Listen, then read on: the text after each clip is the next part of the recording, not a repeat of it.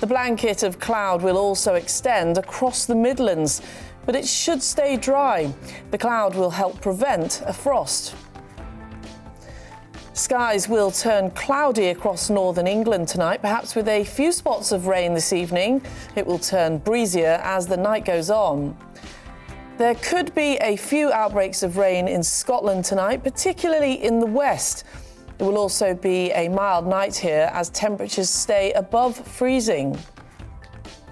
Rain will continue in Northern Ireland this evening with a few heavy downpours in places. So most places will stay dry through the night, but there will be some heavy showers in the north at times, but it should stay frost-free for all. And that is how the weather is shaping up overnight into tomorrow morning.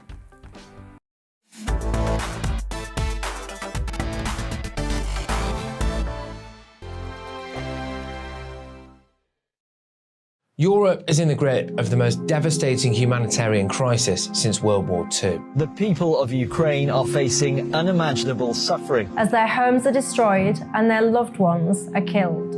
Millions of people are being forced to flee for their lives, carrying only their children, their pets, and the clothes on their back. The pain, loss, and destruction grows by the day. The people of Ukraine urgently need our help. Already a vast humanitarian operation is underway. Britain's Disasters Emergency Committee, or DEC, brings together 15 leading aid charities to respond to overseas disasters quickly and efficiently. These charities include the British Red Cross, CARE, Oxfam, Save the Children, and World Vision. Their teams are working on the ground in Ukraine and neighbouring countries to bring vital aid to those who need it most. If you can spare it, your gift to the DEC's humanitarian appeal will go a really long way. £10 provides essential hygiene supplies for a person for a month. £50 provides blankets for 4 families. £100 provides emergency food for 2 families per month. It's easy to give. You can donate online at dec.org.uk or call the 24-hour donation line on 0370 60 60 900. If you prefer to send a cheque, please post it to the Ukraine Humanitarian Appeal, PO Box 999, London, EC 3A 3AA. To give £10 on your mobile, simply text the word crisis to 70150. Standard network charges apply for calls and you must be 16 or over. Texts are charged at the standard network rate and your £10 donation will be added to your bill. 100% of your donation goes directly to the DEC to save lives and deliver critical support where it's needed.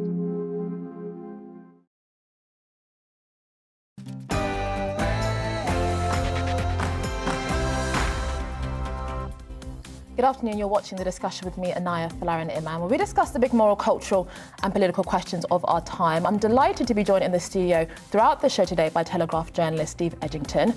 Today on the show, we will discuss the latest developments in Ukraine as Viktor Orban wins a surprise landslide victory in the Hungarian elections. We ask, does the West get Hungary wrong? I'll also be asking, is Islam compatible with freedom? Plus, with the second round of voting for the French elections approaching, can Marine Le Pen really win in France? And finally, we explore race, gender and the American culture wars with a guest later on in the show. But first, here's the bulletins.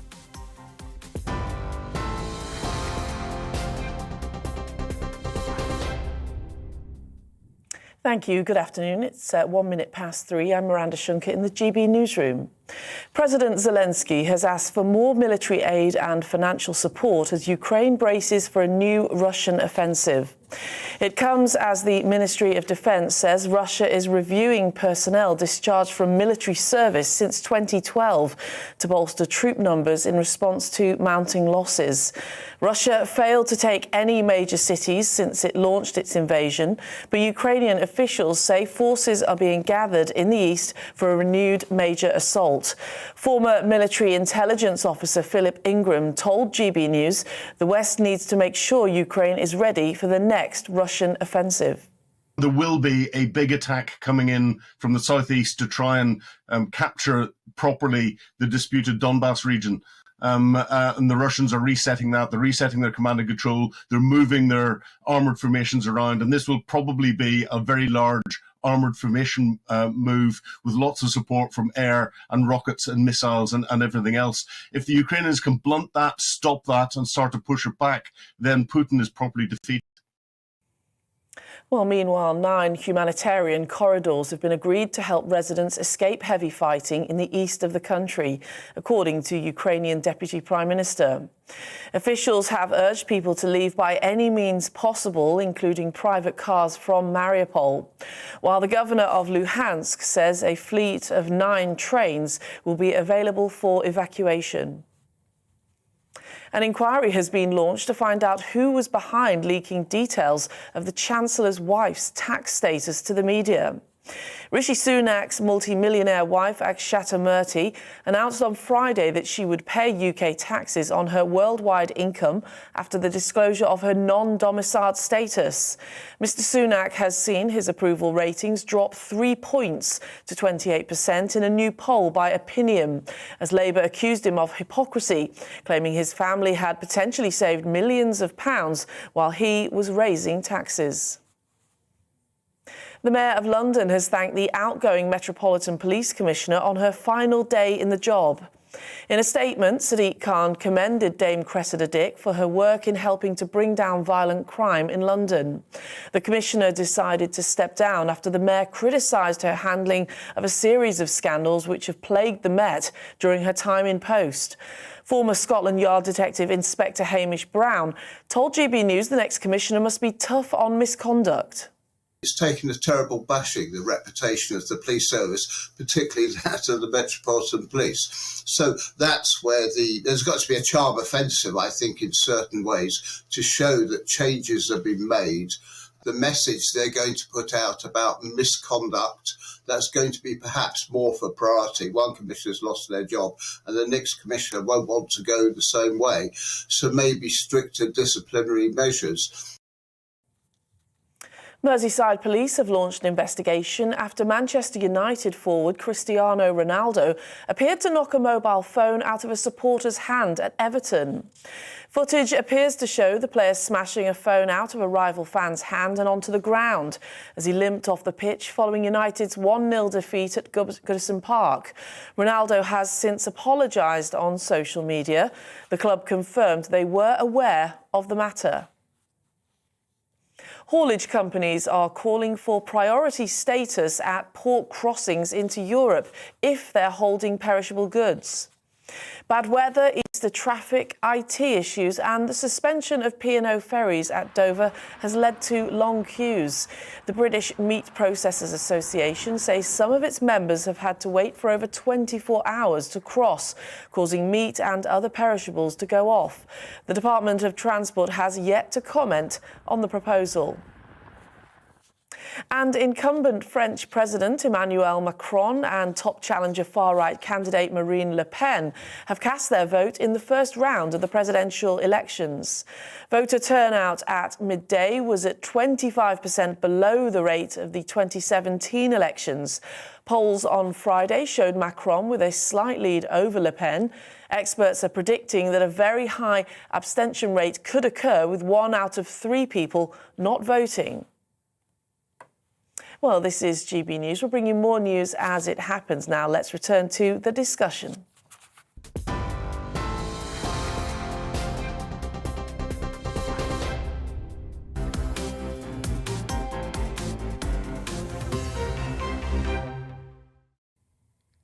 Ukrainian President Volodymyr Zelensky has warned the Kyiv suburb of Borodyanka has faced much more horrific atrocities committed by Russian soldiers than those already seen in Bucha, sparking further accusations of war crimes by the Russian regime against the Ukrainian people. This week, Russia described the mounting troop losses and economic damage from the sanctions as, quote, a tragedy.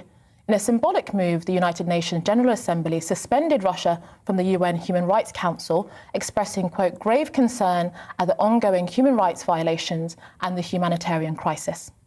This weekend, Prime Minister Boris Johnson made a surprise visit to the Ukrainian capital of Kiev, with Number 10 describing the visit as a show of solidarity. Therefore, with 6 weeks past since the start of the invasion, where are we now in the conflict? Well, I'm joined by Philip Cunliffe, Senior Lecturer in International Conflict at the University of Kent. Thank you so much for joining me again, Philip. Firstly, what's your reaction to Prime Minister Boris Johnson's visit to Kiev this weekend? I can't help but be left unimpressed, I'm afraid. I think it's much easier for Boris Johnson to walk around in Kiev. I imagine if he walked around, say, in Preston and had to confront voters with their new energy bills and everything that they're expecting, the increased cost of living, I think he might get a very different reaction. So I think these, treating the Ukraine war as a photo opportunity for Boris Johnson, I couldn't help but be deeply cynical about the whole trip, because I think Boris Johnson is treating the conflict very cynically, using it as a photo opportunity, like I say, and essentially avoiding the problems that confront him here in Britain. What do you say to those who say that it is a show of solidarity, that the Ukrainians have been very supportive of the kinds of support that Britain has given, and this is just another example of showing that international support? I mean, I think if we really wanted to show support, then we should really be trying to establish as quickly as possible some kind of peace settlement for the conflict. I don't think if the imperative is to end the suffering and to end the conflict and to restore Ukrainian independence and to get the Russians out of Ukraine, then it doesn't seem to me that the walk around for Boris, which looked very good for him, obviously on the front pages of all the British national press, but I don't see that it actually means much, I think, ultimately. And certainly, like I say, I think it's very difficult to see it except as anything but really fleeing is the problems that confront him back home. And what do you make of the ongoing calls for convictions and an investigation into what people have described as war crimes? I mean, some people have been saying that this is somewhat of a distraction from actually focusing on the reality of the conflict and trying to find a peaceful resolution as quickly as possible, whereas other people are arguing that this is a necessary push to make sure that the horrendous acts that have gone on, alleged in Ukraine, get dealt with. I mean, without a doubt, all the kind of atrocities and war crimes that have been committed should be investigated and documented and as much evidence collected. And where possible, obviously, if it's possible to hold those responsible to account, it should be done. But there is something to be borne in mind, which is the problem that the attempt to think of the war in moralistic terms, or to think of the war, to make the settlement of the conflict contingent on the successful pursuit of war crimes, might actually make it more difficult to resolve the conflict and might make it more difficult to reach a peaceful settlement. And so with conflicts in general, there is always the danger of this trade-off between a desire to resolve the political problems and the military problems that underpin the conflict and the desire to secure justice. And I think it's important to bear in mind that particularly, I mean, like I say, if our concern is to end the conflict, then we shouldn't let the possibility of, the insistence on war crimes stand in the way of bringing the conflict to as swift a conclusion as possible. And finally, I mean, where do you see where we're at in the conflict now? I mean, there has been some polls that there is still strong support for what Vladimir Putin is doing in Ukraine amongst the Russian people. And some people have expressed worry that this invasion has actually cultivated and unleashed a strong ultra-nationalistic sentiment in Russia that may not necessarily be able to be put a lid on very quickly. I mean, what do you think? Do you agree that there's kind of been forces unleashed over the last 4 weeks that is still yet to be confronted? Well, I mean, it's obviously difficult to know from within because the Russian state and its control over the media obviously make it difficult to know how far the sentiment is real. And given ordinary Russian citizens' lack of access to other forms of information, obviously makes it difficult for them to inform themselves about what's going on. My fear is that none of it really has been helped by what we've done in the outside world, with all the kind of absurd attempts to ban kind of Russian composers and Russian conductors and putting pressure on Russian sports people and so on. I think all of that has played into Putin's hands and has forced the Russian citizens to line up and rally around the flag, as they say. So I think, as far as it seems that Russians have rallied around Mr. Putin, which is an unfortunate consequence of some of the political responses that have happened in the West in response to the Ukrainian invasion. Well, thank you so much, Philip Cunliffe, Senior Lecturer in International Conflict at the University of Kent. Thank you. Well, joining me also now is Vladislav Davidson, Fellow at Atlantic Council and columnist at Tablet Magazine. Thank you so much for joining me this afternoon, Vladislav. I mean, firstly, what do you make of Boris Johnson's visit to Kiev the last couple of days? Thank you for having me on. Look, unlike the gentleman who just spoke, I have no skin in the game whatsoever about British politics. I wish you people well. I mean, as a Ukrainian American, I wish you well. I live in Paris. I couldn't care less about internal British politics. So his coming to Kiev is such a great thing. We love it.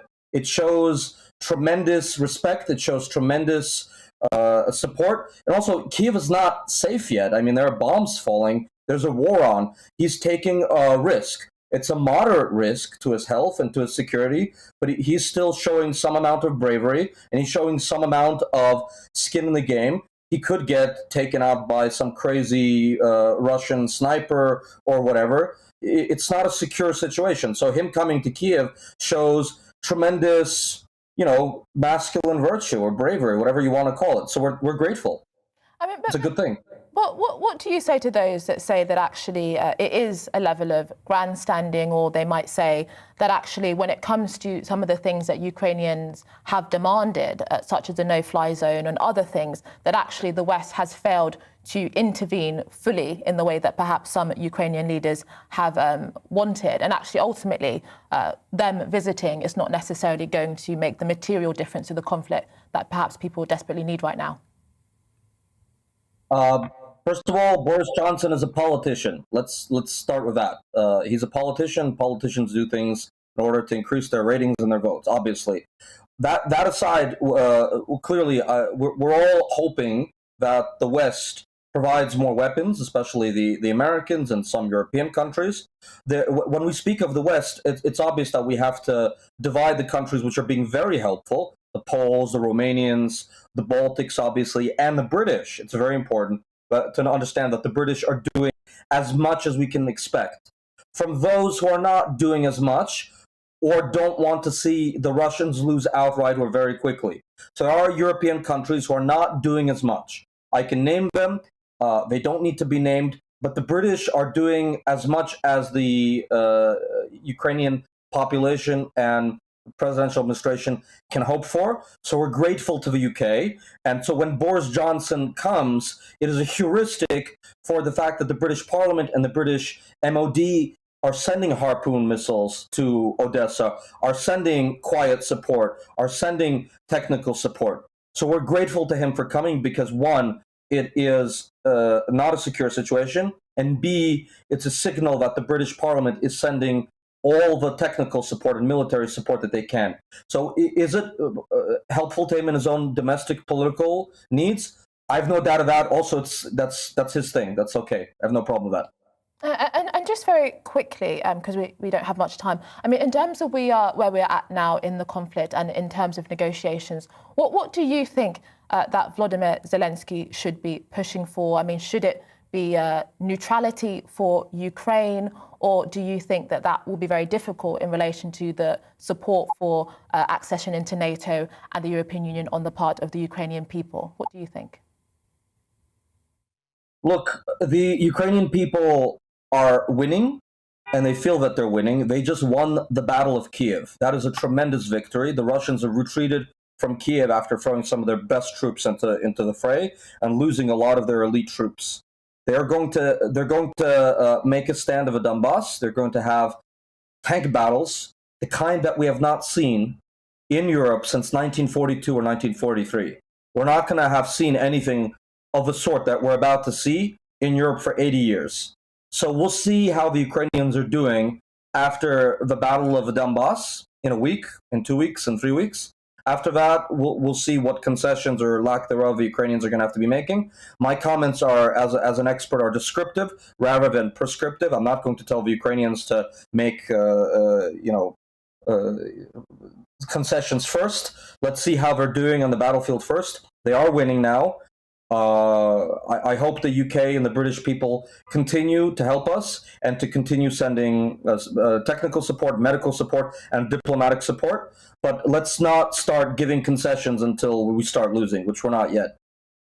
Well, thank you so much, Vladislav Davidson, fellow at Atlantic Council and columnist at The Tablet magazine. Thank you for joining me this afternoon. Just very quickly before we move on to the next subject, just a reaction from you, Stephen, from what has just been said. It's absolutely extraordinary to see the level of Boris derangement syndrome in some people. I mean, Philip's comments about this being a cynical ploy to win votes. I mean, of course, he, as you say, he's a politician. That's what he's got to do. It's the result of every action that he takes. Boris Johnson has been at the forefront, and I'm not a huge Boris Johnson fan, but objectively you can say he's been at the forefront of helping Ukraine, of helping to train their military. So has Britain for the last, since 2014. We've been training thousands of Ukrainians, giving them NLAWs, giving them all this support. And the idea that this is some cynical ploy to try and win votes is absolutely amazing to me. I can't believe the levels that people will go to. And the idea, for example, that, he's trying to distract away from the energy issues in Preston. This is a little Englander mindset. I thought these people were meant to be internationally focused people. Of course, Boris Johnson should be in Ukraine showing his support. And Philip gives no agency whatsoever to what the Ukrainians think about this stuff, what the Ukrainians think about Boris Johnson and Britain's help. Boris went and shook a man's hand in Kiev who was very supportive and said, "Thank you, Britain. Thank you so much for all that you've done." So I'm just astonished that this extraordinary mindset is still gripped within certain areas of the British establishment. Well, thank you. We're going to get more reaction from you as the show goes on. In a result, in other news, that contradicted several polls and surprised many Western observers, Viktor Orban, Hungary's right-wing prime minister, and his party Fidesz were re-elected with a substantially increased mandate at the last weekend's general election. Orban and his party have faced strong criticism from Western commentators for what they view as Hungary's drift towards authoritarianism. But are they right to worry, or does the West get Hungary wrong? Well, I'm joined now by Frank Furedi, sociologist and social commentator. Thank you for joining me this afternoon, Frank. Firstly, do you think that the West, or at least liberal Western commentators, get Hungary wrong? Totally. I think Western commentators have a tendency to talk to people like themselves.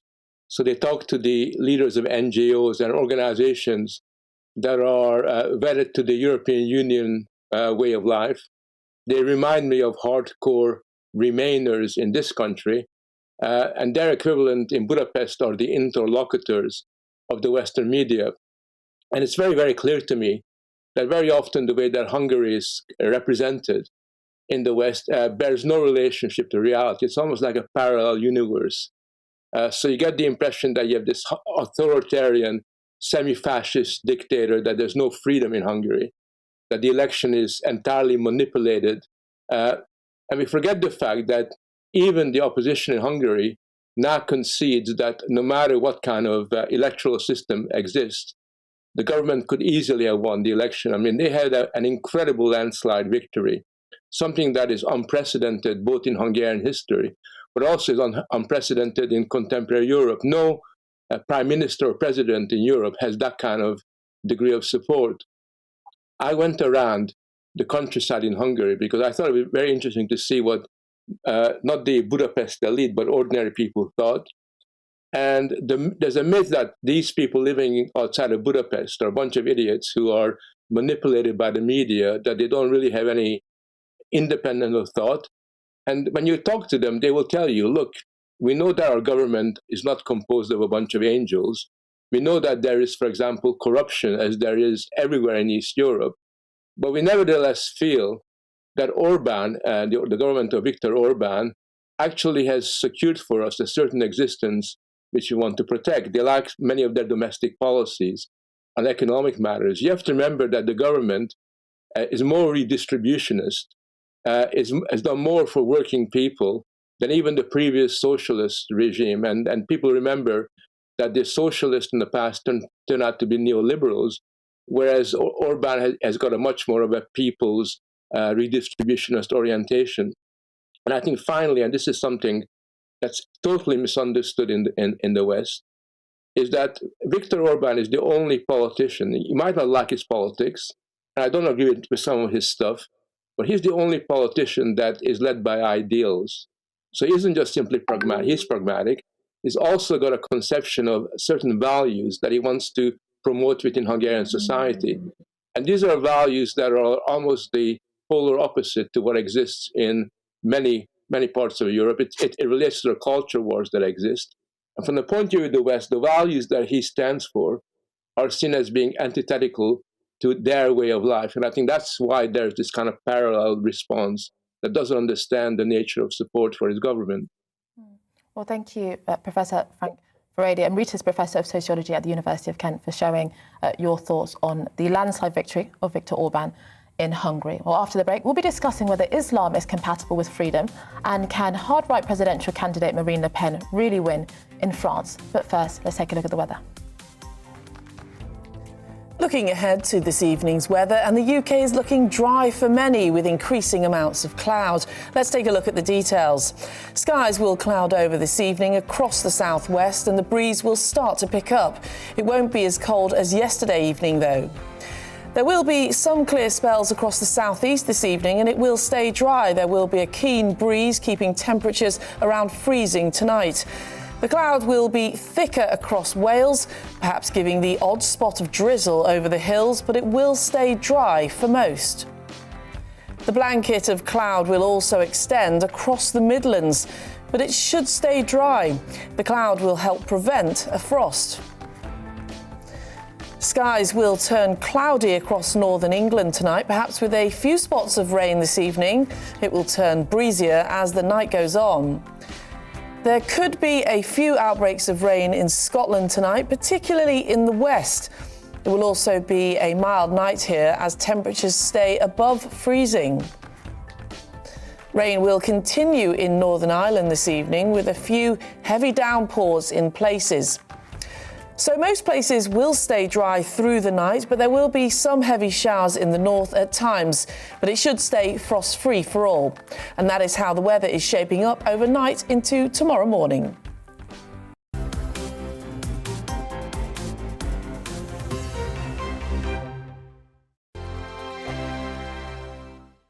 Europe is in the grip of the most devastating humanitarian crisis since World War II. The people of Ukraine are facing unimaginable suffering as their homes are destroyed and their loved ones are killed. Millions of people are being forced to flee for their lives, carrying only their children, their pets, and the clothes on their back. The pain, loss and destruction grows by the day. The people of Ukraine urgently need our help. Already a vast humanitarian operation is underway. Britain's Disasters Emergency Committee, or DEC, brings together 15 leading aid charities to respond to overseas disasters quickly and efficiently. These charities include the British Red Cross, CARE, Oxfam, Save the Children and World Vision. Their teams are working on the ground in Ukraine and neighbouring countries to bring vital aid to those who need it most. If you can spare it, your gift to the DEC's humanitarian appeal will go a really long way. £10 provides essential hygiene supplies for a person for a month. £50 provides blankets for 4 families. £100 provides emergency food for 2 families per month. It's easy to give. You can donate online at dec.org.uk or call the 24-hour donation line on 0370 60 60 900. If you prefer to send a cheque, please post it to the Ukraine Humanitarian Appeal, PO Box 999, London, EC 3A 3AA. To give £10 on your mobile, simply text the word crisis to 70150. Standard network charges apply for calls and you must be 16 or over. Texts are charged at the standard network rate and your £10 donation will be added to your bill. 100% of your donation goes directly to the DEC to save lives and deliver critical support where it's needed. GB News is the UK's home of discussion and debate from all perspectives. To stay up to date on the latest stories, make sure that you subscribe to the GB News channel on YouTube. You can watch us live 24/7 across the whole world. You can also check out exclusive content and catch up on previous episodes of your favourite shows. Every day, we ask the questions that you'd ask, so why not add your voice to the conversation in the comments section? Don't forget to subscribe. We are GB News, Britain's news channel. Hello, I'm Michelle Dewberry, and you can join me every weekday 6 till 7 on Jubes and Kerr. Me and my panel will get stuck right into the day's events, and I can tell you, in fact, I can warn you, expect some robust debates, some strong opinions and perspectives from both sides of the fence. It's about you at home as well. I love to read out all of your comments, or at least as many as I can. So join me, Michelle Dewberry, Monday to Friday, 6 till 7 on Jubes and Kerr.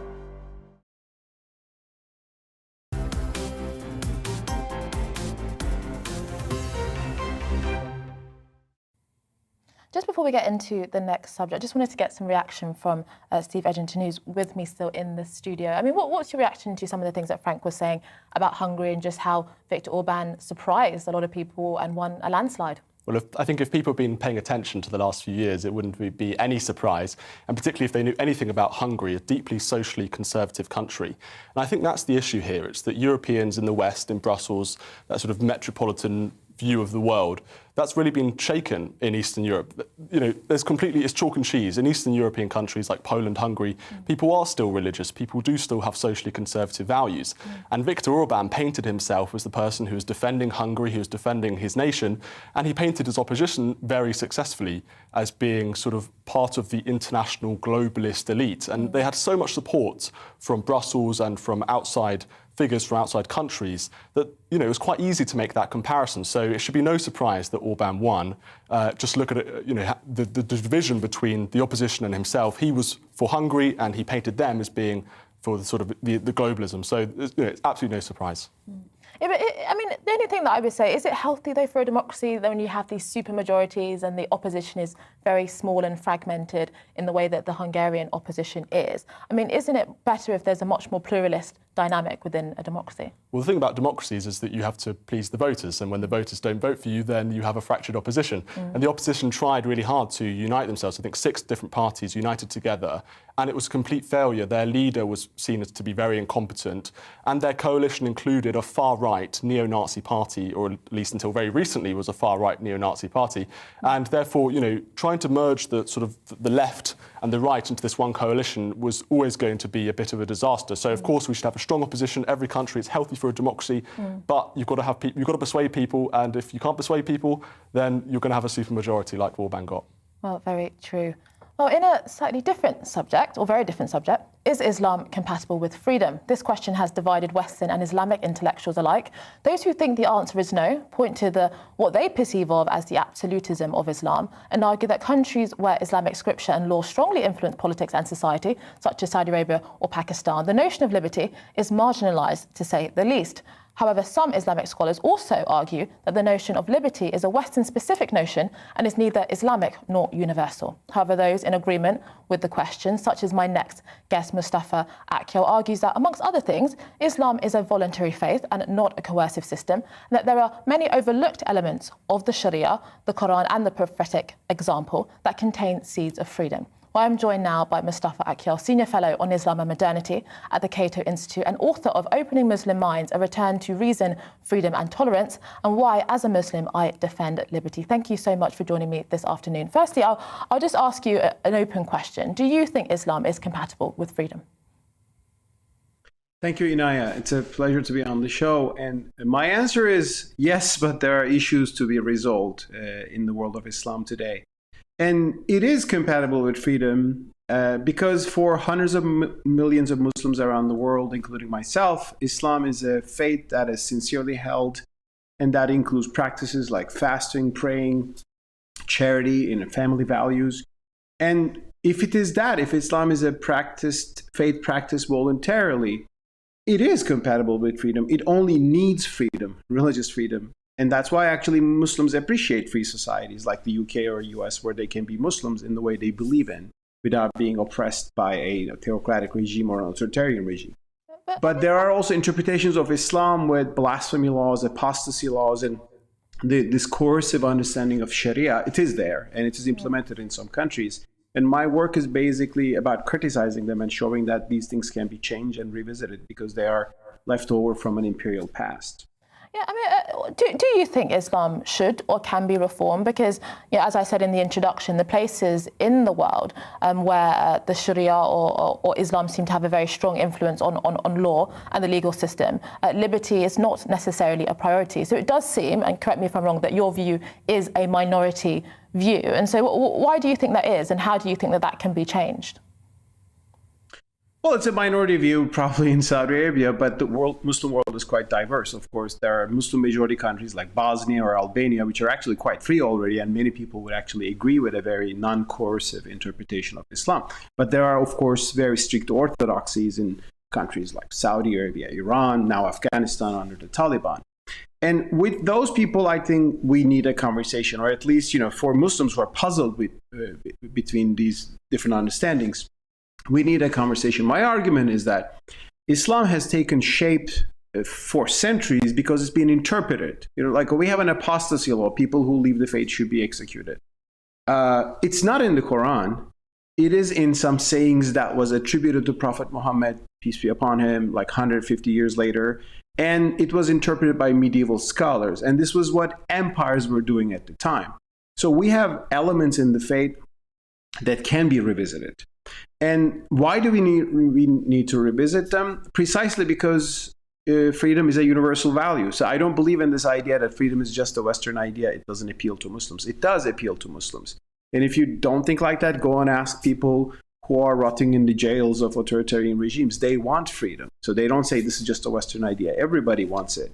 And can we reconcile the way we have our religious interpretations with freedom? I mean, that's an endless question, but that's my work is mainly about that, and I rely on scholarship which shows that yes, we can.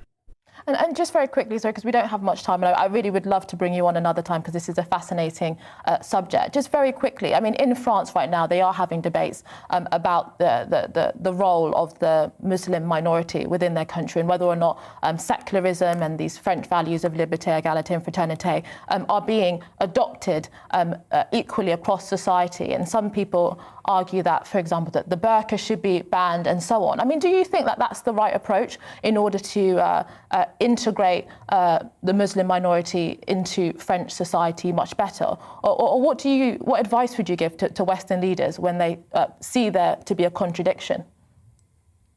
Good question. I don't think that's the right approach. I think the right approach is to respect individual freedom, which may include very conservative interpretations of Islam, which is, I think, the approach in the US and UK, which I find more helpful in integrating Muslim minorities. Because I think we should be persistent on freedom, and there should not be double standards. And if you tell conservative Muslims, well, to be fully French, you shouldn't be too practicing, you should take your headscarf off when it's necessary, you're not helping, actually. I believe a strong dose of religious freedom should be preserved in the West, in Western societies, so Muslims can be proud citizens of those societies without being forced to abandon some of their traditions. Well, thank you so much, Mustafa Akyol, Senior Fellow on Islam and Modernity at the Cato Institute, and hopefully I can bring him back another time because it's a very fascinating subject. Well, next, could hard-right candidate Marine Le Pen really win in France? And we discuss race, gender and the culture wars raging in the US with an American guest. But first is the latest news.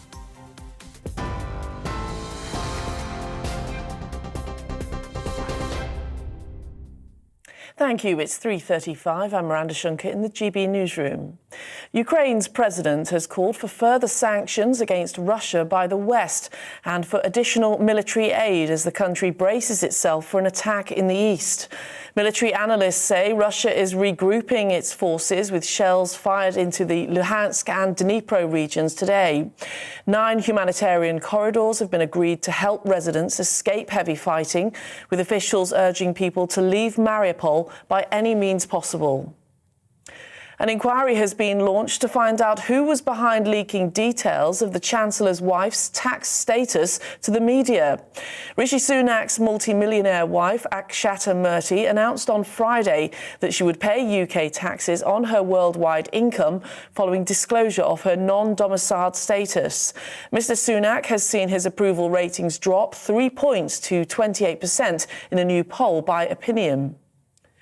Haulage companies are calling for priority status at port crossings into Europe if they're holding perishable goods. The British Meat Processors Association say long queues have caused some of its members to wait for over 24 hours to cross, causing meat and other products with a shelf life to go off.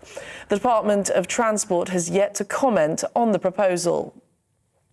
And Merseyside police have launched an investigation after Manchester United forward Cristiano Ronaldo appeared to knock a mobile phone out of a supporter's hand at Everton. Footage appears to show the player smashing the phone out of a rival fan's hand and onto the ground as he limped off the pitch following United's 1-0 defeat at Goodison Park. Ronaldo has since apologised on social media. The club confirmed they were aware of the matter. Well, you're up to date for now, but plenty more on all the main news stories at the top of the next hour, and we'll be back to Inaya and the discussion in just a moment.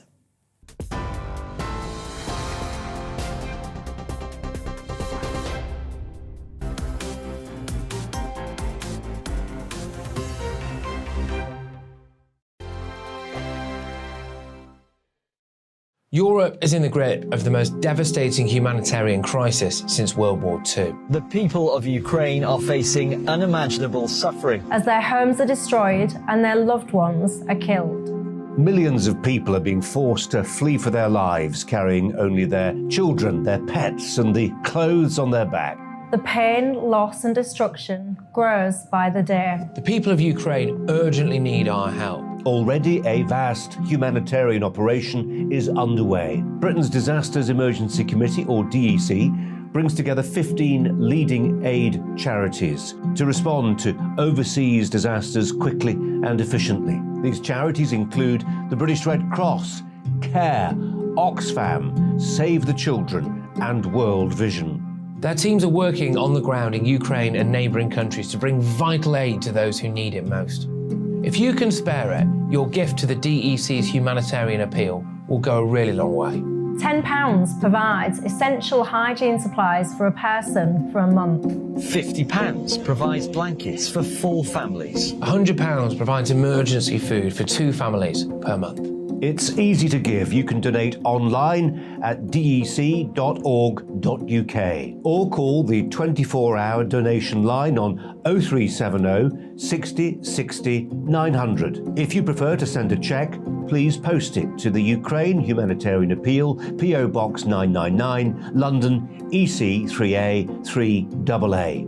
To give £10 on your mobile, simply text the word crisis to 70150. Standard network charges apply for calls and you must be 16 or over. Texts are charged at the standard network rate and your £10 donation will be added to your bill. 100% of your donation goes directly to the DEC to save lives and deliver critical support where it's needed.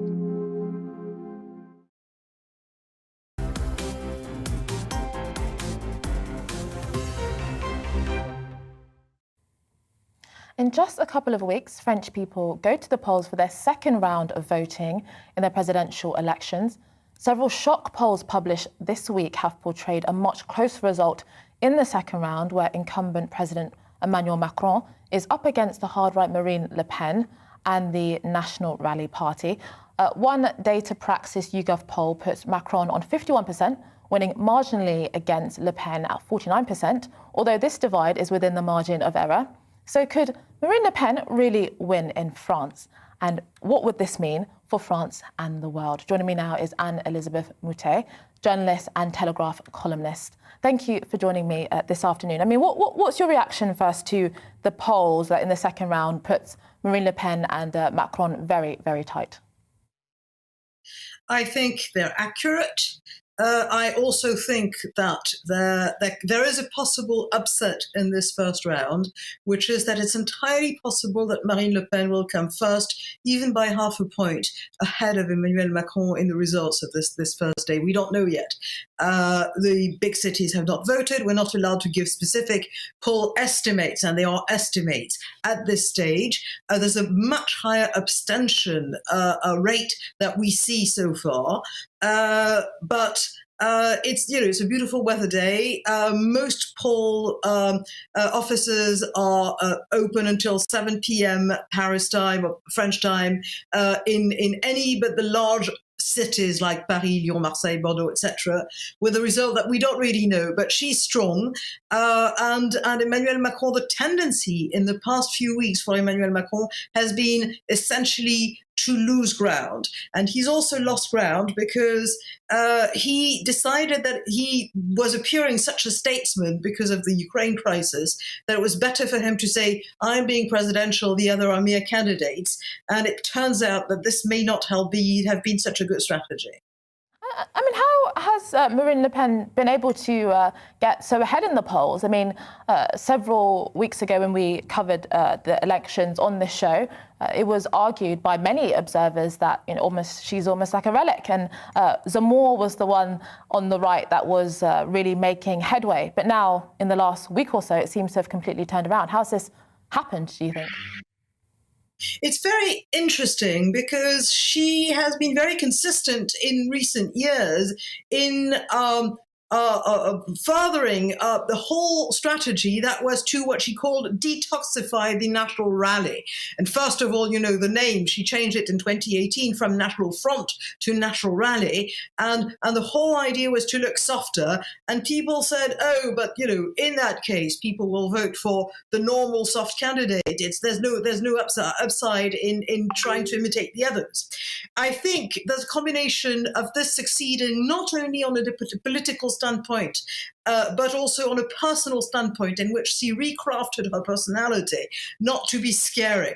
And it goes from many aspects of her personality, from essentially giving smaller rallies, admitting to mistakes, being confessional at times in interviews. I mean, when her niece, Marion Maréchal, joined Éric Zemmour, and she was asked by a journalist on French News, she said, look, it hurts me. Of course, it hurts me. I half brought her up with my sister, and yes, of course, it hurts. And those things, the admission of weakness was something entirely new, and I will not say at all feminist, but certainly a more feminine way of looking at things. And it is entirely possible that after 5 years of Emmanuel Macron, the French want politicians with a little less ego. But then she benefits from an amazing circumstance, which is that the centre-right candidate Valérie Pécresse, who on paper looked so good that there were early polls giving her winning the second round, she's turned out to be so transparent that she's not believable, and she's not been helped by her own party, to be honest, but still, that was not good. And then Éric Zemmour made Marine Le Pen look moderate. If you look at both, Éric Zemmour is much more sort of, abrasive when he talks, because he's a columnist and he still talks a bit like a columnist. If you look at the platforms, they're not far away, and there are several aspects in which I think Marine Le Pen is more hardline. But it helped her tremendously, and there's a sort of feeling, and she appeals to the working class, and there's a sort of feeling that she's hardworking and it's her turn.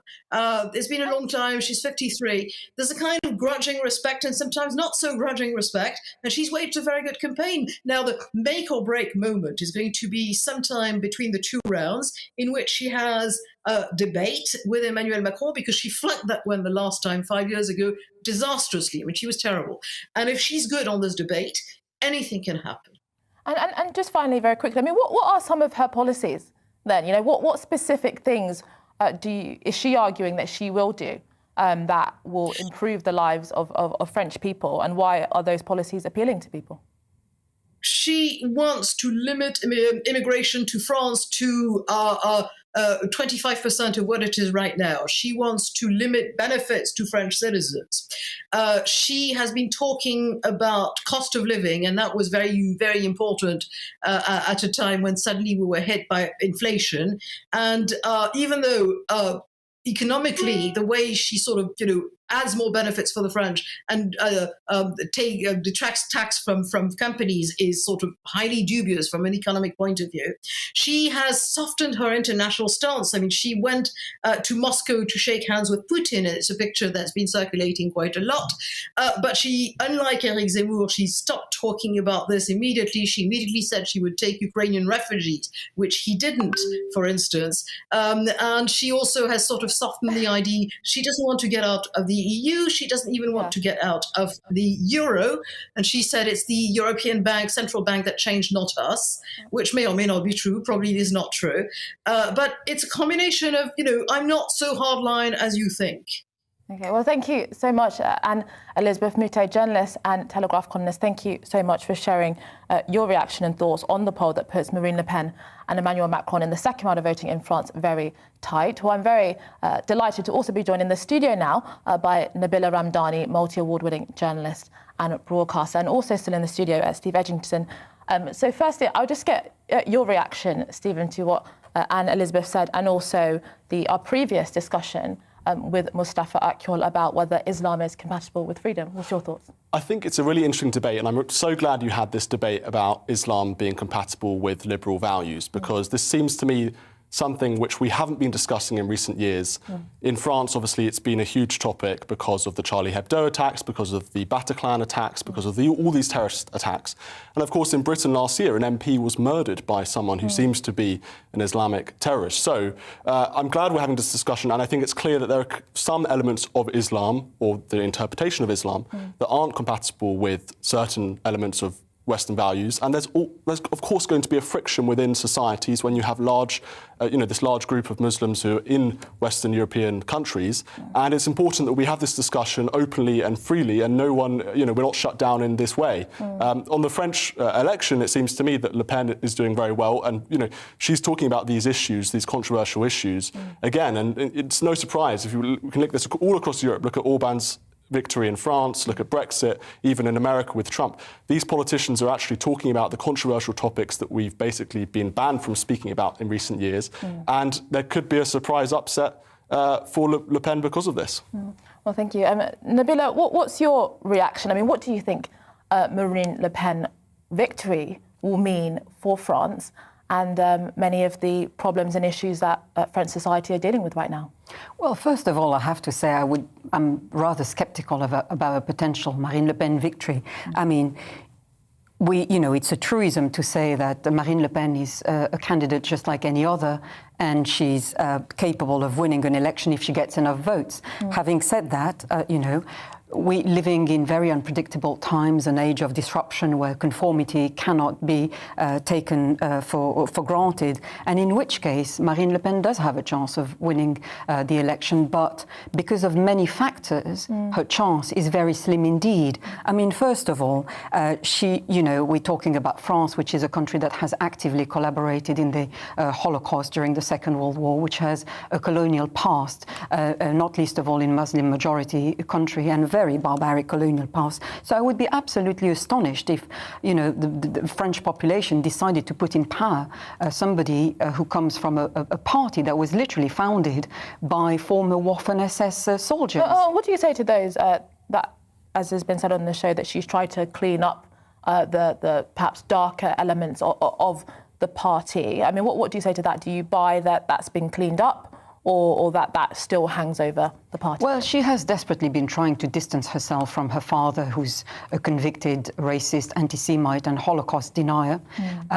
But she still pushes very far right agenda, and dare I say, not a very convincing one. Her policies, if we may call them that, are based on vague promises to keep immigrants out and effectively clamp down on those perceived as immigrants in France itself. Meanwhile, she's also offering a small town policies, such as finding women who wear a headscarf, for example. But if we look at her track record, this is somebody who has struggled for decades to, as a politician. Not only has she faced a rejection as a presidential candidate twice in 2012 and 2017, but also as an MP. She barely scraped into a parliamentary seat in 2017 after years of becoming an MP. It was her fifth attempt. And let's put that into context as well, because when we speak about the National Rally, some people think that it's a massive political vehicle. She only has 6 MPs in the French Parliament out of 577 MPs. I guess people would say that even with the problems of the party and the problems of Marine Le Pen, she's speaking to issues that people in France are concerned about and for whatever reason feel that they have not been represented, have not been listened to, and that perhaps this is the vehicle that they are now choosing to get issues that were otherwise not spoken about, dealt with.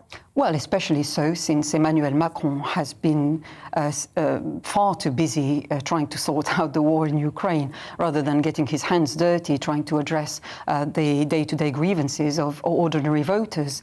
But do you think those grievances are legitimate around immigration, around the integration of the Muslim minority, concerns over the cost of living and so on? Do you think those concerns in France are legitimate? And what would you say, if not Marine Le Pen, should be done to deal with those concerns? They are legitimate, and for the very simple reason that we see the manifestation of that in French society. But dare I say, racist sentiment has always been present in France. It hasn't emerged with Marine Le Pen or indeed Éric Zemmour. Recently, it has always been a racist country with, as I said, a history of collaboration with Nazi Germany and the colonial past. What has changed is that the racism that we hear a lot more about today is projected to the forefront thanks to 24 hours news channels, social media, and it gives polemicists a greater audience, which make the political message more mainstream. The best example of that is, of course, Éric Zemmour, who is a very high-profile presidential candidate, but he's not more than a shock jock, and he uses communication very effectively to spread his ideas. The National Front, which was founded in the 70s, had, it wasn't that long ago, but again, it was made up of poisonous politicians who had zero chance to appeal to a global audience, but now it's very easy. All right, well, thank you so much, Nabila Mandani, multi-award-winning journalist and broadcaster. Thank you so much for sharing your thoughts on the French elections. Well, in our final subject, recently the so-called Don't Say Gay bill, or its proper name, the Parental Rights in Education Act, was signed into law by Florida Governor Ron DeSantis. The bill would prohibit classroom instruction on sexual orientation or gender identity from preschool to 3rd grade, roughly ages 4 to 9, and requires that parents be notified about any medical or mental health issues with their children. This is due to growing concerns from some quarters about the children being socialised into gender identity politics without their parents' consent. However, the bill has sparked fierce opposition from LGBT plus groups, Democratic political figures, and even the corporation Disney weighing into the debate. Further, transgender swimmer Leah Thomas winning the NCAA women's swimming competition sparked widespread heated discussion about the role of transgender individuals in female sports. And as anti-critical race theory bills are drafted and passed across many states in America, the culture wars in the United States continues to rage on. So let's get some quick reaction about this from Batya Ungar Sargon, Deputy Opinion Editor at Newsweek and author of Bad News: How the Woke Media is Undermining Democracy. Thank you so much for joining me this afternoon, Batya. Sorry that we're going to have this very short discussion, but firstly, what's your reaction to some of the discussion in America over the last couple of weeks about Don't Say Gay bill, people accusing others of being groomers, other people of being transphobic? It seems to be a very heated discussion, the culture war is going on right now in America. Yeah, absolutely. It's so funny. People like to say, don't interrupt your enemy when they're making a mistake. And what we see right now in America is just Republicans and Democrats interrupting each other while each one is making grievous errors, right? So, the first thing I'll say is the Democrats calling it the Don't Say Gay bill, right? The bill doesn't say the word gay anywhere in it. The most controversial part is about whether or not children, like you said, aged 4 to 9, should have their teachers, their kindergarten teachers, their 1st grade teachers, teaching them about sexual orientation in the classroom. I don't think that the Democrats would be lying about what's in the bill if they didn't know that it's very popular with their own base. And indeed, more than 50% of Democrats support this bill. 2/3 of Floridians support this bill. So from a purely populist point of view, it has a lot of support among working class and middle class parents. And it's a very highly educated elite that's sort of opposed to it. Now, what I said about interrupting your enemy when they're making a mistake, it would be enough for the Republicans just to point this out, like, hey, the Democrats are lying about what's in this bill because they know it's popular with their base. But instead, they went full in the opposite direction and started calling anybody who opposes the bill a groomer, which repeats a kind of anti-gay slur that's been around for generations, that gay people are pedophiles, right? This disgusting, very homophobic view. And so instead of just having a conversation about bills and legislation that the vast majority of Americans, Democrats and Republicans, support, you have Democrats lying about it and then Republicans smearing them.